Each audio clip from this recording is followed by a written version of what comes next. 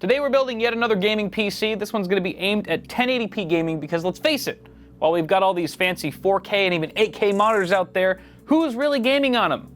No one. Well, maybe the 1% of fancy pants gamers out there, but screw those guys. It's all about 1080p gaming, all right? That's where the mainstream's at. And wouldn't you know it, today marks the launch of a brand new video card that's just perfect for gaming at such a resolution. This is the AMD Radeon RX 590, specifically the one from XFX. This is their new Fat Boy, officially the coolest name of any add-in board partner card I've ever heard. Not only is this RX 590 thick where it counts, it's also rocking a new 12nm architecture, meaning it's got higher clock speeds and better power efficiency than the existing RX 580. With a starting MSRP of $279 US, you can position this card somewhere between an RX 580 and an RX Vega 56. That's on the AMD side. If we're talking NVIDIA, then this card's performance is probably sandwiched between a GTX 1060 6GB and a GTX 1070. And in that case, I would expect this card to produce a fine and smooth 1080p gaming experience at max settings across the board in most titles. Rest assured, we'll take this build for a quick spin once it's all assembled, but for now, let's move on to the rest of our hardware here. We've got an AMD Ryzen 5 2600. This is the non-X SKU, 6 cores, 12 threads,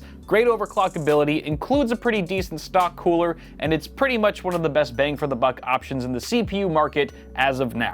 We're pairing that with a B450i Aorus Pro Wi-Fi. So we've gone mini ITX here where we're building a small form factor tower. Super excited about that, but despite its size, this board's actually packing quite a few features, including NVMe M.2 support. We've got Intel Gigabit LAN. We've got 802.11 AC Wi-Fi on board, which is great for small form factor builds, and the robust VRM solution is going to be great for overclocking. For memory, we have a 16GB dual channel kit of T-Force Nighthawk RGB DDR4 at 3000 speed, and hopefully we can even overclock that a bit as fast memory frequency will definitely benefit this Ryzen build. For storage, we have a 2TB WD Black hard drive, which is a tried and true mechanical option, and for our boot drive, we have a 240GB Toshiba OCZ TR200 using their in-house BICS NAND flash, which offers solid middle-of-the-road performance while maintaining a super attractive price per gig. Powering the system is the Cooler Master V750 fully modular 80+ gold certified power supply. This is probably a bit more wattage than we need for this build, but it definitely gives us some headroom if we wanted to upgrade our CPU or GPU down the line, especially because we're rocking such a flexible AM4 platform and we have plenty of room in our case for full-size GPUs if we did want to slot out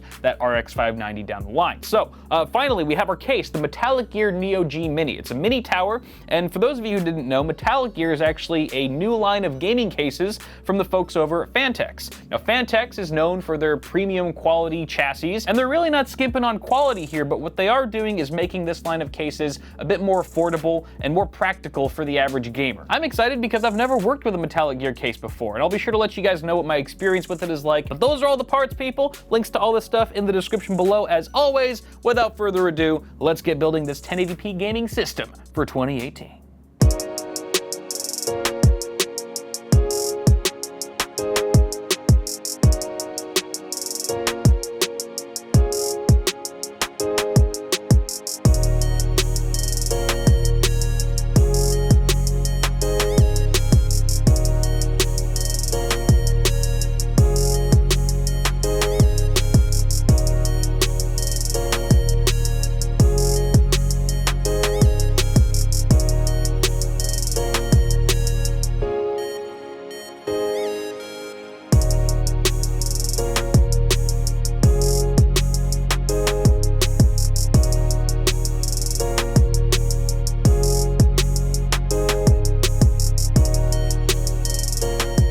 Alright, so the build's done, pretty straightforward, and it's looking good so far. I actually really like this case from Metallic Gear / Fantex. The Neo G Mini has left me impressed so far. It's a relatively small case, tiny footprint, but it doesn't feel super cramped inside. There's even room for a longer power supply or graphics card if we wanted to drop those in. There's a 120mm RGB fan that's included at the front, although you could populate that area with up to a 280mm radiator if you wanted to. You can see there's ventilation strips on either side here, and there's about an inch of space between the front fan and the front panel. panel. Of course, further testing would need to be done to determine the effectiveness of this ventilation setup here at the front. There's also room for a 240mm radiator right where the hard drive is. There's also a removable magnetic dust filter behind that area, so Phanteks has really thought of everything as usual when it comes to case design. I do have a big gripe with this case though, and that's these two screws right here holding the frame in place. They're actually protruding so far to the point where when you mount your power supply in, those screws scratch up against the side. I guess I could have removed those screws first,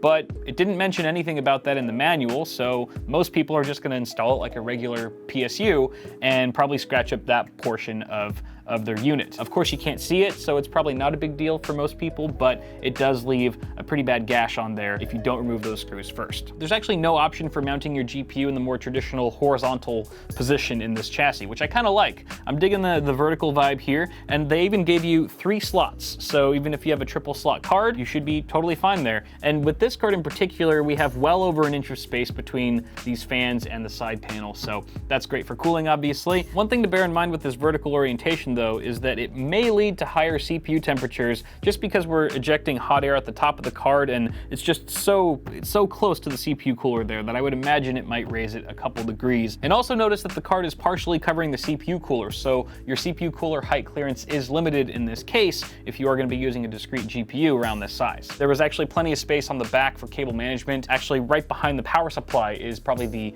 the most area you have for stashing cables. The side panel went on just fine after all was said and done. The last little thing I'll say about this case is that I like how they went about covering the power supply. Cool solution. They've just got sort of a pattern design there that matches the front, and you don't need a power supply shroud or any other steel or, you know, whatever. It's just very clean. It's very clean. So I also like the pattern a lot more now that the build's assembled. I wasn't super sold on it beforehand. But that's the Neo G Mini from Metallic Gear.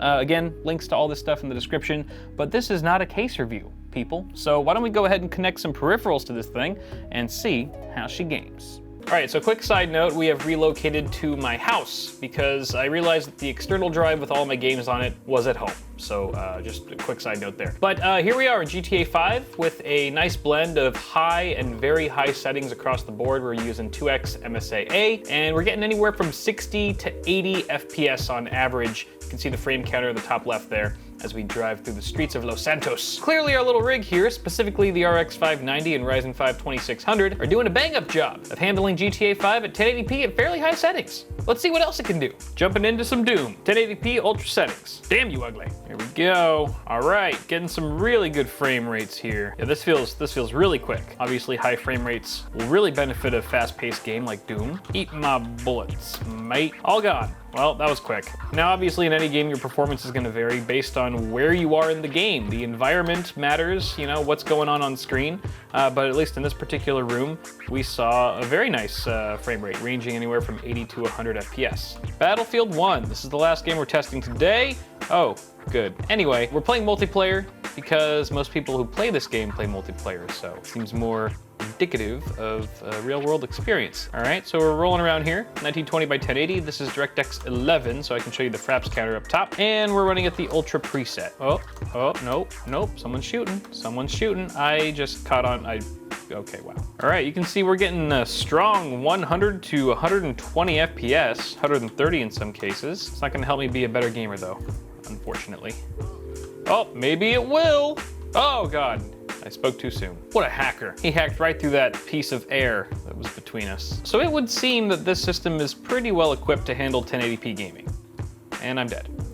So there it is, guys. One shining example of a mid-range gaming PC here at the tail end of 2018. I'm actually really happy with how the build turned out, both aesthetically and from a performance standpoint, and the RX 590 certainly provides a pretty decent stopgap, or so it seems, between a GTX 1060 and 1070. I'm sure by now you've probably already seen 1 or 2 RX 590 reviews with actual benchmark graphs, unlike this video. If you have, let me know what you think about the new card in the comments below. Before you go, don't forget to toss a like on this video if you enjoyed it, and get subscribed for more tech stuff coming at you really soon. Thanks for watching, guys. Have a good one, and I'll see y'all in the next video.